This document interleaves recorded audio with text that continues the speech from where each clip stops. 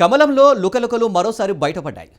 తెలంగాణలో బీజేపీ అధికారంలోకి రాకపోవడానికి పాత బీజేపీ నేతలే కారణమా? సీనియర్ నేతలు వైఖరి వల్లే కమలం వికసించడం లేదా?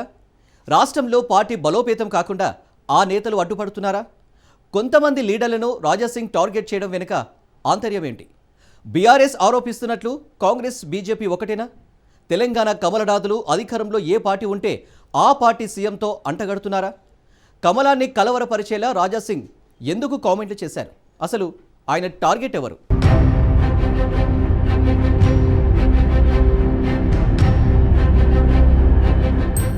బీజేపీ గోషామహల్ ఎమ్మెల్యే రాజాసింగ్ గత కొంతకాలంగా పార్టీ కార్యక్రమాలకు అంటిముట్టనట్టుగా ఉంటున్నారు. ముఖ్యంగా రాష్ట్ర అధ్యక్షుడు కిషన్ రెడ్డి వైఖరిపై గుర్రుగా ఉన్నారు. ఇటీవల జిల్లా అధ్యక్షుల ప్రకటన విషయంలో రాజాసింగ్ సూచించిన వ్యక్తికి కాకుండా పార్టీ కోసం పనిచేయని వారికి ఆ పదవి ఇవ్వడంపై రాష్ట్ర నేతలపై సంచలన వ్యాఖ్యలు చేశారు. ఆ కామెంట్స్ మరవక ముందే తాజాగా రాజాసింగ్ చేసిన వ్యాఖ్యలు బీజేపీ వర్గాల్లో ప్రకంపనలు సృష్టిస్తున్నాయి.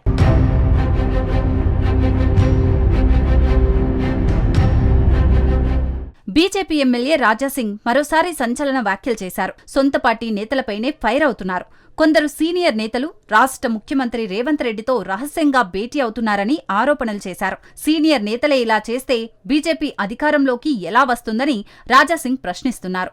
అంతేకాదు, ఒక అడుగు ముందుకు వేసి పార్టీలోని పాత సామాను బయటికి వెళ్తేనే పార్టీ అధికారంలోకి వస్తుందని హాట్ కామెంట్ చేశారు. పార్టీ అధిష్టానం ఈ అంశంపై ఆలోచించాలని కోరారు. ఇది నా పార్టీ, నా అయ్య పార్టీ అనే వాళ్ళు తెలంగాణ బీజేపీలో చాలా మంది ఉన్నారన్నారు. అలాంటి వారిని పార్టీ నుండి రిటైర్ చేస్తేనే పార్టీకి మంచి రోజులు వస్తాయన్నారు రాజాసింగ్.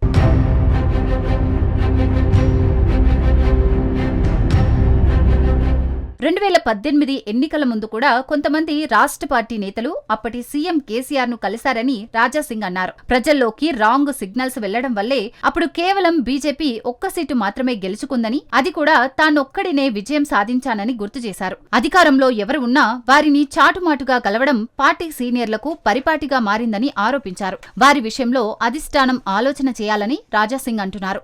ఇది తన ఒక్కడి కోరిక మాత్రమే కాదని, పార్టీలోని పలువురు సీనియర్ నాయకులు కార్యకర్తల అభిప్రాయం కూడా ఇదేనని అంటున్నారు.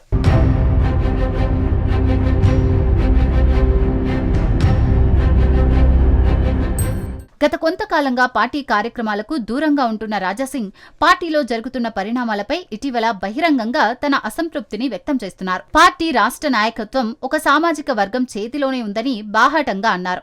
అలాగే ఎస్సీ, ఎస్టీ, మైనారిటీలకు పార్టీలో సముచిత స్థానం కల్పిస్తేనే కాంగ్రెస్, బీఆర్ఎస్ కు దీటుగా బీజేపీ ఎదుగుతుందని నెల రోజుల క్రితం లేఖ కూడా విడుదల చేశారు.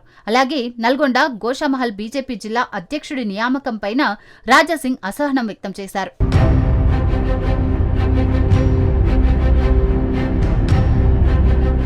మొత్తానికి రాజాసింగ్ వ్యాఖ్యలు కమలం పార్టీలో తీవ్ర దుమారాన్ని రేపుతున్నాయి.